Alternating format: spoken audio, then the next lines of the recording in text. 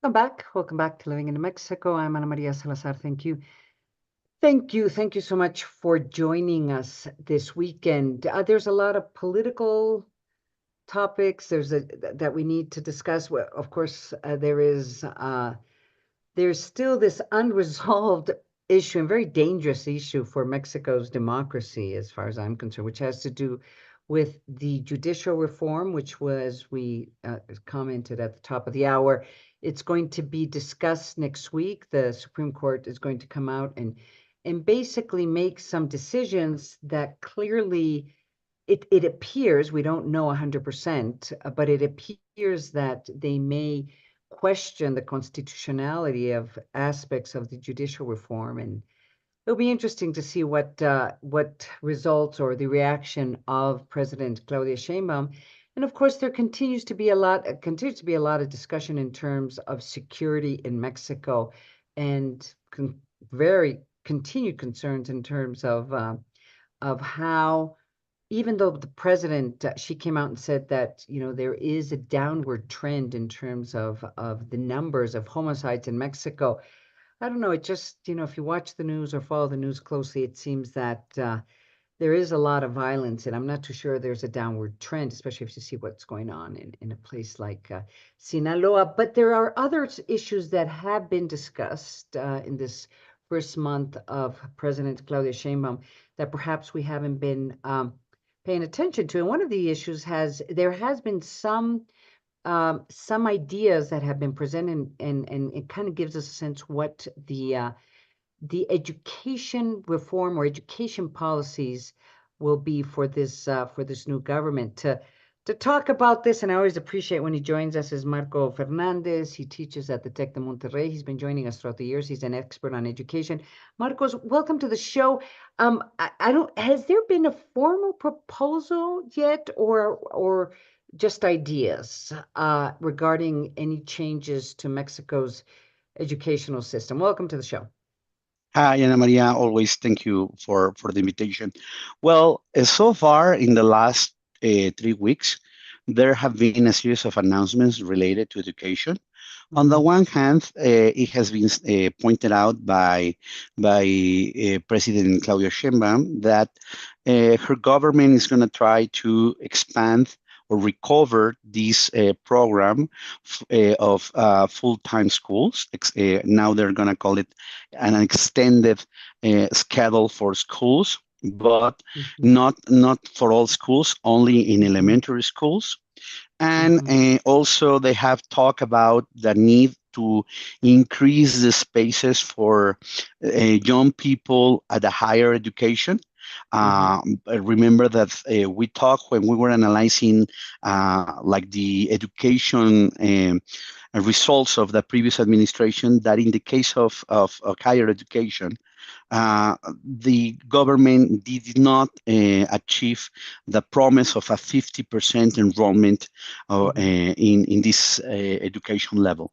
So the new administration has said that it will offer at least 330,000 new spaces, particularly only in certain higher education institutions. In these so-called universities, Benito Juárez del Bienestar, in the technological institutes, and in increasing the number of universities following the model of the Rosario Castellanos in Mexico City. Could you just explain to us, just remind our audience what these different universities are? They're public universities, but they have special characteristics. Well, yes, I mean, they are very different. In the case of the National Technological Institutes, there are basically more than 400 of these institutes around the country.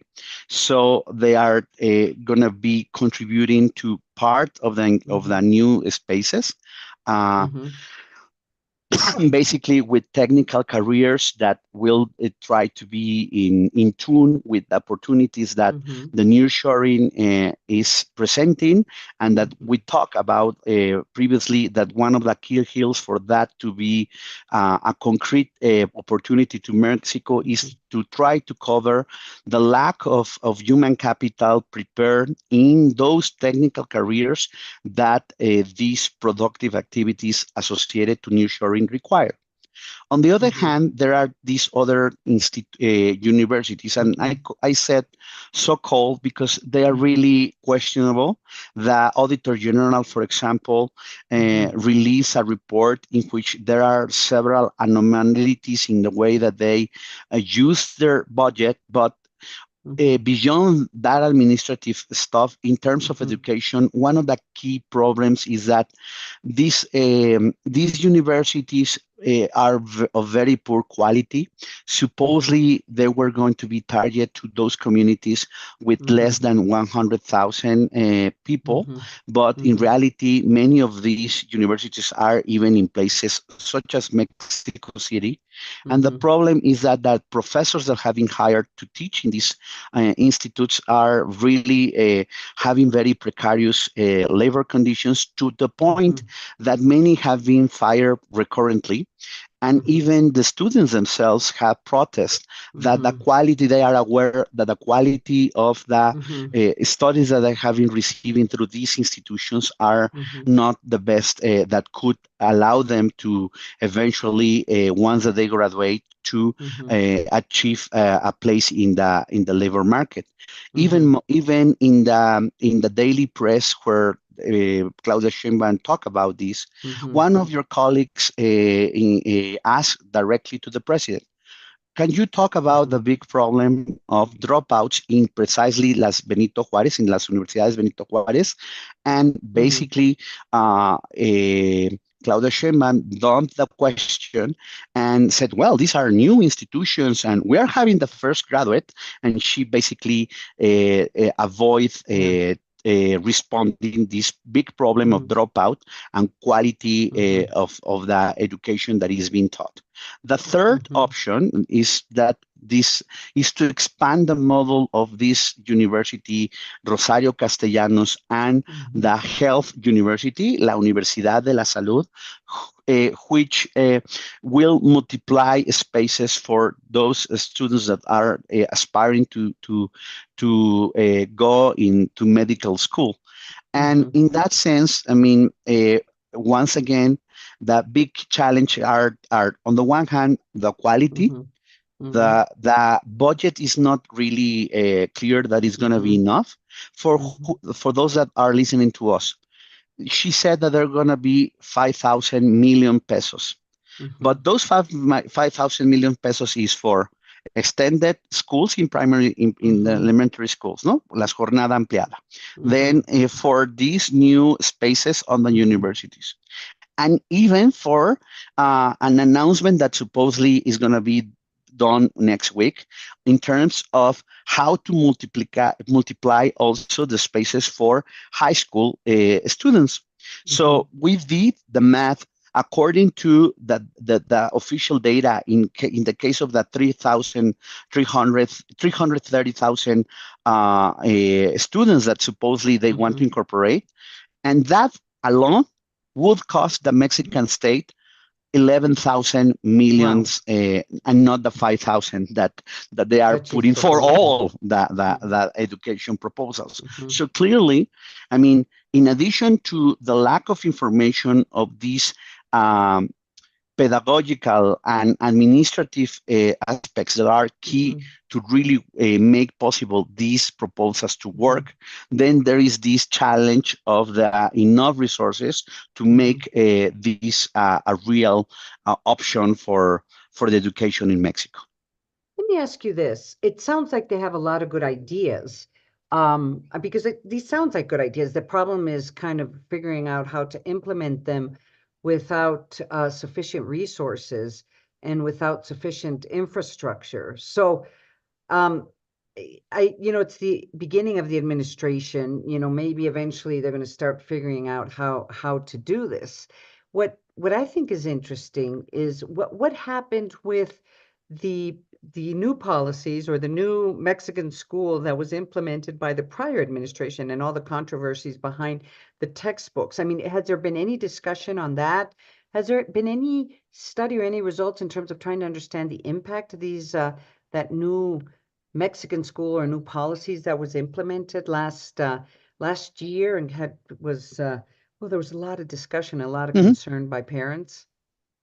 So far, what is worrisome is that it doesn't seem to be any space Mm-hmm. for self-criticism Mm-hmm. and the capacity to correct what is Is wrong in wrong. terms of Mm-hmm. this of new model.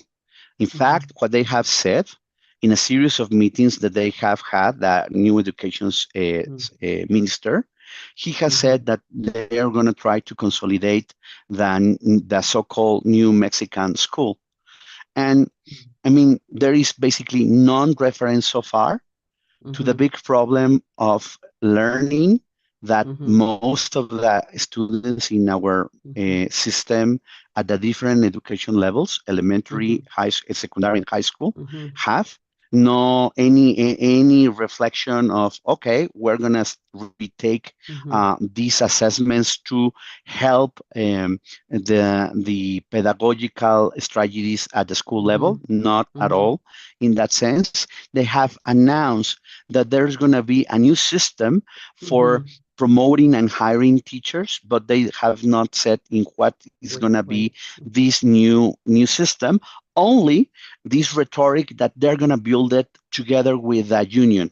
And that rhetoric is dangerous because we know from the past that working together in the system of that existed previous of 2012, we Right. know that there was a lot of corruption in the way that the union basically Mm-hmm. influenced the allocation of teaching posts.